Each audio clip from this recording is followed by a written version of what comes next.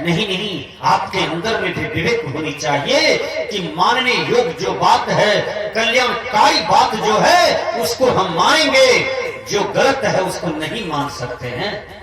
विचार कीजिए, राम रहीम ने आग लगा दिया पूरे भारत के अंदर, अपनी रहनी गहनी साधुता को बेच दिया। सो सब आदमी देख रहे हैं टीवी में, रेडियो में। तो गुरु पर विश्वास आंख मूंद करके न कर ले, उसकी अंधविश्वास न करें, उनकी पाखंडवाद को भी देखें। उसमें पाखंडवाद क्या है? जो पाखंडी गुरु होते हैं ना, उसमें बहुतों प्रकार की विडंबनाएं होती है, उसकी रहनी गहनी साधना अपवित्र होता है। कैसे? एक एक गुरु आडंबरी होता है। क्या? मैं ये नहीं खाता हूं, मैं वो नहीं खाता हूं, मैं ये नहीं पीता हूं, मैं यहां नहीं रहता हूं, मुझे इतना चाहिए उतना चाहिए, मुझे ये चाहिए वो चाहिए। इस सारे पाखंडी गुरु का लक्षण है। गुरु कैसा होना चाहिए आपके जीवन में? भगवान बुद्ध के तरह, जिसके जीवन में त्याग वैराग संपन्न है। सदगुरु कबीर साहब जी के तरह, जिसके जीवन में त्याग वैराग है और परम रहनी है, पवित्र रहनी है। गुरु कैसा होना चाहिए? बाबा मीही की तरह शुद्ध स्वच्छ निर्मल, एकदम त्यागवान संत, साधना में सर्वोपरि संत, एकदम अस्थिर अविचल, आत्मा में निष्ठ रहने वाले ऐसे व्यक्ति आपके जीवन में गुरु हो। नहीं तो गुरुवा से संसार के लोग छलाए जाते हैं। गुरु से, सदगुरु से नहीं छलाए जाते हैं। जो गुरु के वेश में रावण भी साधु बना था, लेकिन 2 घंटा के लिए साधु बना था, फिर चोला रख दिया, सीता को अपहरण कर लिया, चोला को उतार के रख दिया, फिर रावण का रावण बन गया, लेकिन 2 घंटा के लिए साधु बना तो सीता को अपहरण कर लिया। ऐसा साधु महात्मा गुरु वैरागी से यदि आपके जीवन का पाला पड़ जाए तो आपको भी नोच नोच करके बर्बाद कर देगा। विचार कर लीजिए। इसी को सदगुरु कबीर ने कहा, मन न रंगाए, रंगाए जोगी कपड़ा, दाढ़ी को बढ़ाए जोगी, मन को बनाए बकरा। अर्थात दाढ़ी को बढ़ा करके जोगी मन को बकरा बनाते हैं। जैसे बकरा बिलबिल करता है समाज में और हमेशा उसको विषय भोग के प्रति नजर रहता है, देह सुख में देह सुख को खोजते रहता है। उसी प्रकार जिस साधु का मन सबस में नहीं है, जिस संत गुरु का मन इंद्रियां सबस में नहीं है, कबीर साहब ने बकरा को भी लिया और ऐसे ढोंगी साधु को भी लिया। इसलिए कबीर साहब ने कहा, मन न रंगाए, रंगाए जोगी कपड़ा, दरिया बढ़ाए कि जोगी मन को बनाए बकरा। एक बकरा को भी दाढ़ी बाल होता है ना, और साधु को भी दाढ़ी बाल है। यदि बकरे की तरह ही साधु का भी आचरण रहा तो फिर वैसे साधु और बकरा में क्या अंतर रहा? कोई अंतर नहीं रहा। इसलिए साधु तो पवित्र होते हैं, संत पवित्र होते हैं। महात्मा वेश में जो है उसको पवित्र रहना चाहिए। मैं बता देता हूं, जो साधु बना, घर को छोड़ा, जमीन को छोड़ा, परिवार को छोड़ा, कबीर साहब ने कहा किसी को छोड़ने की जरूरत नहीं है, तुम्हें हर जगह रोटी कपड़ा मकान लेना ही पड़ेगा, तुम सबको छोड़ा। यदि तुम्हारे अंदर में मन में नाड़ी बसा हुआ है, मन में नर बसा हुआ है, मन में इंद्रियों में सांसारिक सुख की कामना है, तुमने काम को नहीं जीता, काम को नहीं त्यागा, क्रोध को नहीं त्यागा, लोभ को नहीं त्यागा, तो तुम कैसा साधु हो? एक एक साधु को देखिए बहुत गुस्सा रहता है। उतना गुस्सा प्याज लहसुन खाने वाले आदमी को भी नहीं होता। विचार कीजिए, एक साधु बैठ गया ट्रेन में, मैं भी बैठा था, मेरे बगल में 3-4 मारवाड़ी लोग बैठे थे, मारवाड़ी की बहु बेटी सब भी थी। और जब हम आए वहां पर अपनी बैग लेकर के, तो मारवाड़ी जी बेचारे मुझे देखा, 2 मिनट तक देखा, मेरा सीट नहीं था। मरवाई समझ गया कि बुझाता है ये कोई विद्वान महात्मा है, पढ़ा लिखा सन्यासी है, और बुझाता है कि इसमें दम बुझाता है। मैं केवल चुपचाप खड़ा था। वो खसक जाते हैं और कहते हैं महाराज जी आप यहां पर बैठ जाए। मैं बैठ गया।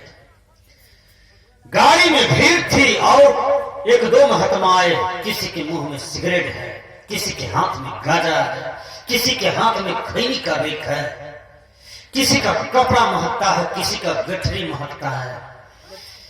तो वो कहे मुझे महाराज थोड़ा बगल हो जा, बगल हो जा। तो मरवाड़ी ने कहा कि ये मेरा रिजर्व सीट है, यहाँ आपको बैठने की कोई कानून नहीं दे सकता है इजाजत जब तक मैं परमिशन नहीं दूंगा।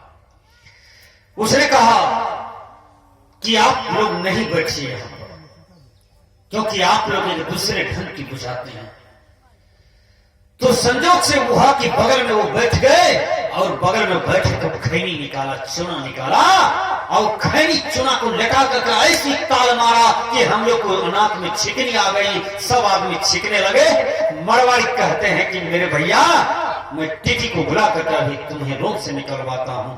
मैं मरवाड़ी हूं, केवल बिजनेस करता हूं ईमानदारी पूर्वक, लेकिन कभी चाय नहीं तक पीता, कभी खैनी की तरफ नजर नहीं देता हूं, कोई नशा नहीं खाता हूं।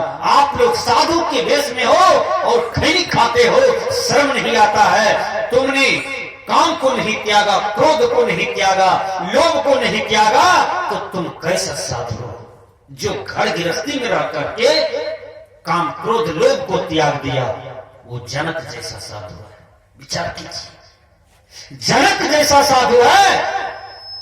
सबसे बड़ा त्यागी इस धरती पर सुखदेव मुनि को माना गया।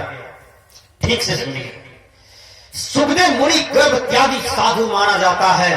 कहा जाता है कि सुखदेव मुनि जब मां की पेट में था ना, तो सुखदेव मुनि नहीं निकलते थे और बहुत किलोल किया, प्रार्थना किया सुखदेव की मां कि मेरे पेट में तुम भारी लग रहे हो, तुम बहुत बढ़ते जा रहे हो, हम मर सकते हैं, मेरा देहांत हो सकता है।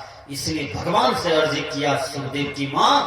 जब सुखदेव निकला मां की पेट से, तो कहा जाता है कि सुखदेव माया की डर से सरपट्टा भागा, जोर से भाग रहा था। अब पीछे से वेद व्यास भी भाग रहा था। देखिए, वेद व्यास जी कहते हैं बेटा ठहरो ठहरो ठहरो। वो भागे जा रहे हैं। विचार कीजिएगा, जब भागे जा रहे हैं, गर्भ त्यागी सुखदेव मुनि चले जाते हैं एक नहर के पास। वहां पर जवान स्त्रियां, जवान बहू बेटियां सब स्नान कर रही थी। जब स्नान कर रही थी, उसी समय सुखदेव मुनि चले गए और वहां पर जाकर के एक माता को पकड़ लिया और कहा मां मुझे बचाओ, ये मुझे दौड़ के खिलाता है, बेटा कहता है। मैं किसी का बेटा नहीं हूं, मुझे माया से बहुत भय लगता है, डर।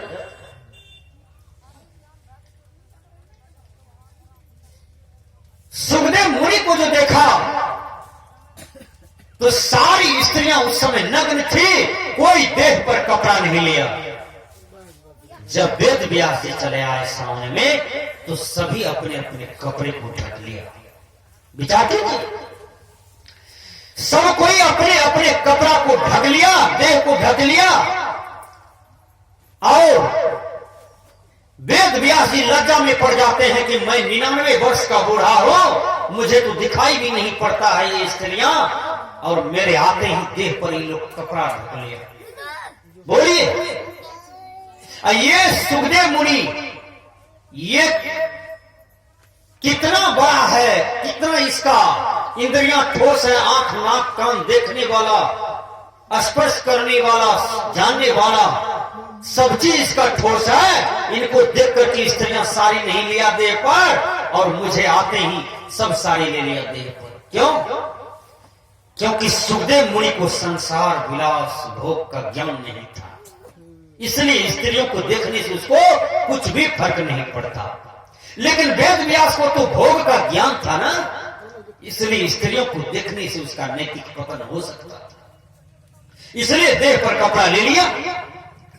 सदगुरु कबीर साहब जी कहते हैं कि माया को छोड़ करके तुम कहां कहां भागोगे, समूचा संसार माया है, पूरा संसार में स्त्रियां व्याप्त है, बहु बेटियां व्याप्त है, बहन व्याप्त है, सबके लिए सब माया है।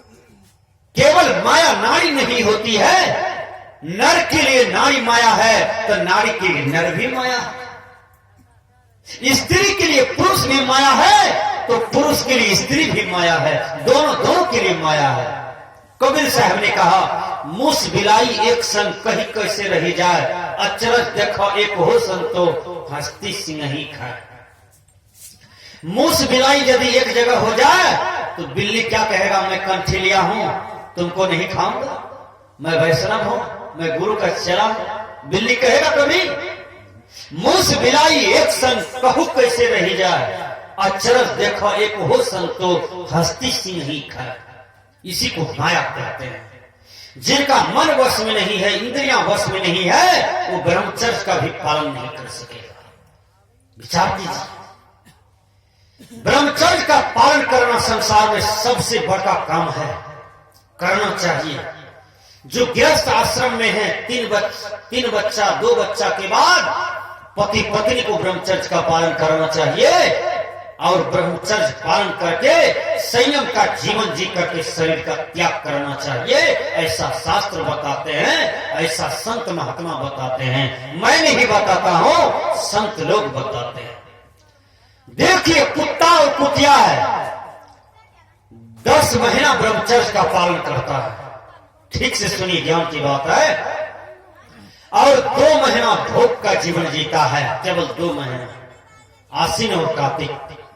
उसके बाद 10 महीना ब्रह्मचर्य का पालन करता है। उसी प्रकार यदि एक कुत्ता से भी आपको शिक्षा मिल जाए, 10 महीना यदि आप ब्रह्मचर्य का पालन करते हैं, आचरणवान रहते हैं, अपनी मन इंद्रियां को संयम में रखते हैं, तो संसार में आपसे भी बड़ा ब्रह्मचारी कोई नहीं है।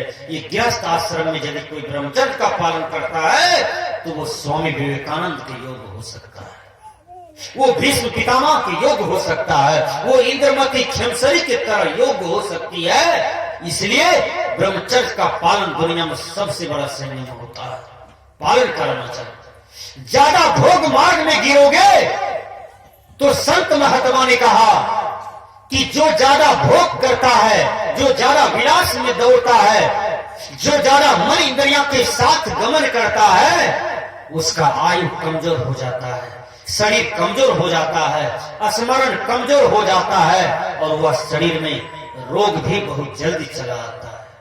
इसलिए संयम का जीवन होना चाहिए। मैं निवेदन करता हूं, ब्रह्मचर्य ब्रह्म प्लस चर्य, जिसका आचरण बड़ा हो उसी को ब्रह्मचारी कहते हैं। संस्कृत के विद्वान ने कहा एक तस्य तोड़ा वेदा तथैकतः ब्रह्मचर्य, सर्वेषां साधना नाम साधनम ब्रह्मचर्यम।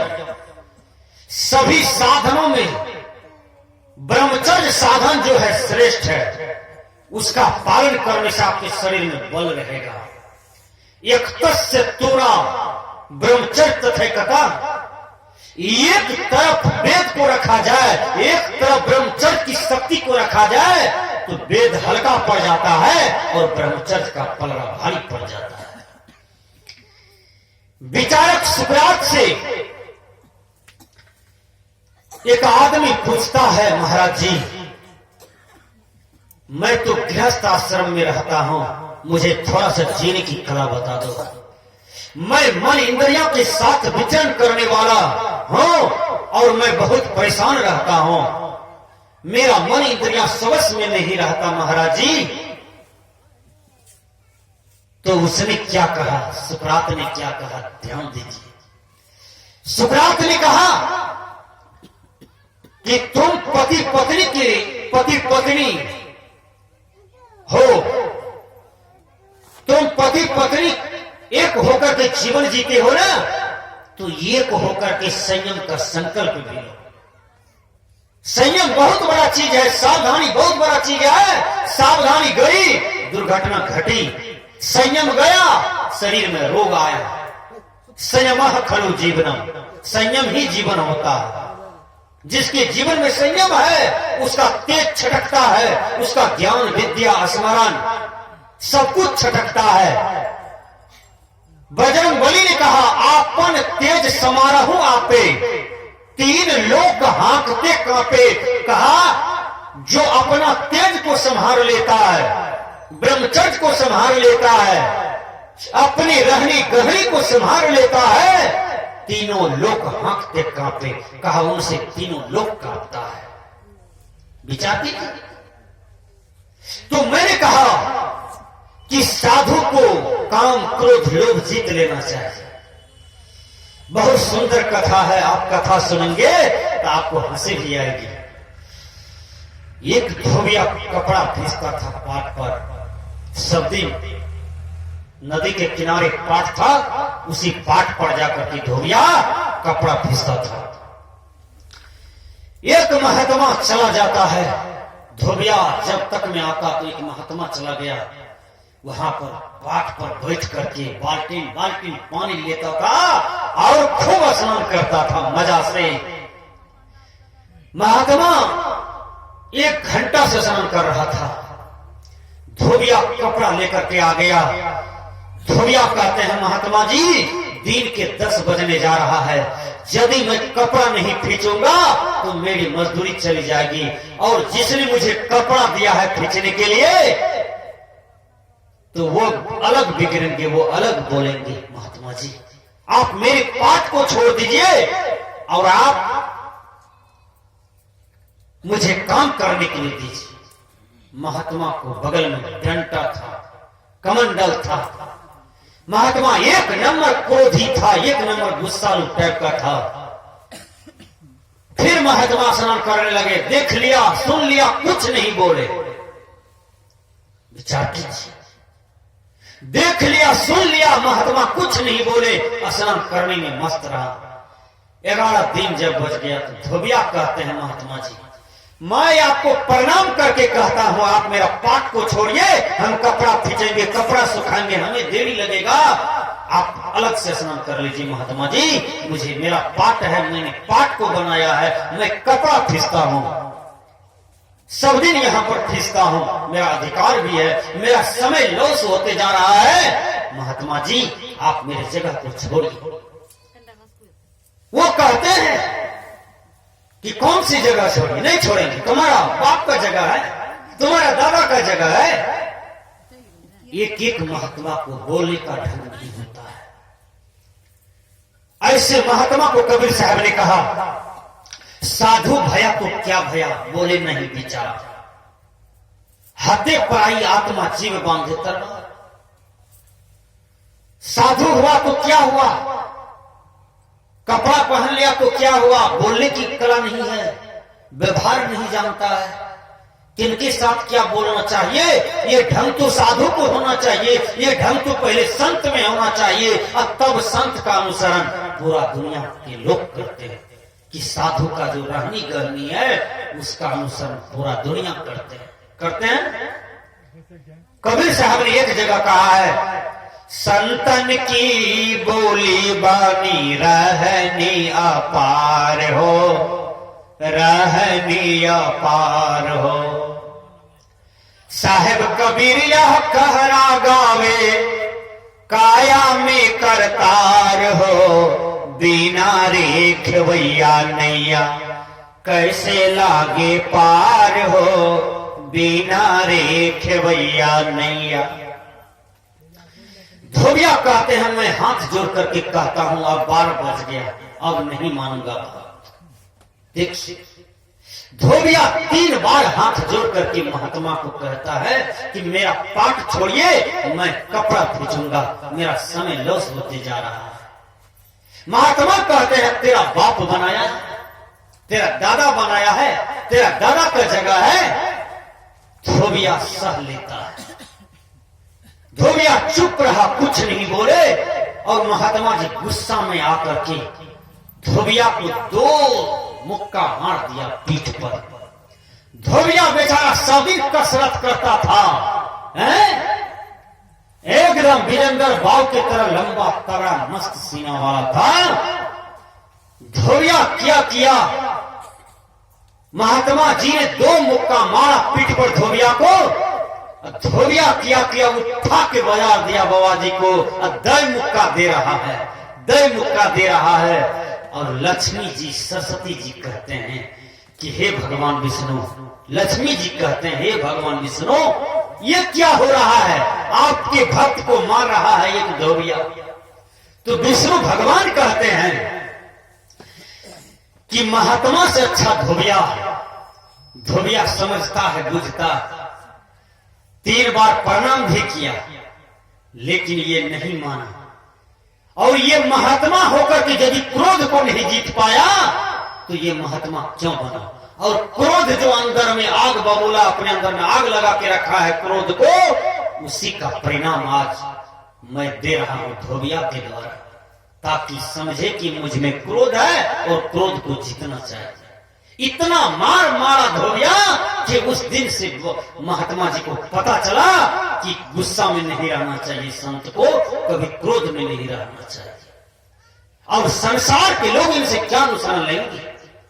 भगवान विष्णु कहते हैं लक्ष्मी तुम चिंता मत करो, थोड़ी देर में ये धोबिया इसको ठीक कर देगा और ये माहौल अपने ठीक हो जाएगा, देख लीजिए। तो कहने का भाव है कि साधु के अंदर में काम न हो, क्रोध न हो, लोभ न हो, यदि है तो वो साधना से जीत रहे, तब साधु। बोलने से साधु नहीं होता है, गाने से साधु नहीं होता है। कई शास्त्रों के पंडित हो जाइए, विद्वान हो जाइए, इससे साधु कोई नहीं होता है। साधु कौन होता है मैं बता देता हूं। कबीर साहब ने कहा साधु होना चाहिए पक्के हो के खेल, कच्चा सरसों पेड़ी के खाली भयाना तेल। साधु को साधु होना चाहिए, तेल को तेल होना चाहिए, खली को खली होना चाहिए, तब मजा आता है, होता है। साग को साग होना चाहिए, दाल को दाल होना चाहिए, सब्जी को सब्जी होना चाहिए, रसदमपुर को रसदमपुर होना चाहिए, लोकाही चकला को लोकाही चकला होना चाहिए। विचार कीजिए, साधु को साधु होना चाहिए। कैसा? साधु को देख करके मन पवित्र हो जाए, साधु की रहनी पवित्र हो। रहनी का मतलब, रहनी का मतलब होता है जो साधना करते हैं, जो व्यवहार करते हैं, जिसके व्यवहार में किसी भी प्रकार की कालापन न हो, साधना में कालापन न हो,